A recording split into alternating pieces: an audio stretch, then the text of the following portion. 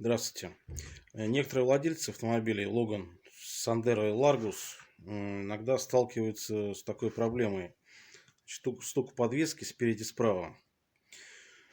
Как правило, поиски не дают результата. Все элементы подвески после осмотра находятся, как правило, в исправном состоянии. Ни люфтов, ничего такого подобного нет. Есть один недостаток в конструкции. Это, как ни странно, бачок омывателя. Вот. Как правило, при полном наполнении бачка он становится очень тяжелым и начинает ударяться о кузов автомобиля.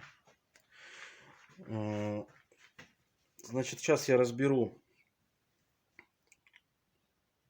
эту конструкцию и покажу вам, что я сделал для того, чтобы не стучало. Для этого нам понадобится снять вот эту пластиковую клипсу, отсоединить решетку, она просто вынимается, открутить на бачке один болт крепления, отсоединить разъем с насоса омывателя и вынуть бачок. Сейчас я вам разберу и все это покажу.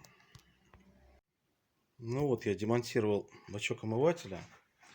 Вот смотрите, вот эти места, где он прикасается, как правило, остаются следы от ударов бачка, и в эти места приклеена вот такая вот шумоизоляция самоклеющаяся.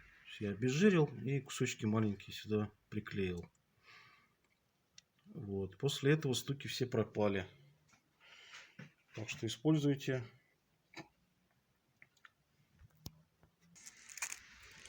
Вот такая вот шумоизоляция. Этот клеевой слой здесь. А здесь типа фольгированная. Но в принципе можно использовать любой. В принципе, наверное, любой толщины, даже где-то до сантиметра. В разумных пределах. Вот. Всем удачи. Счастливо.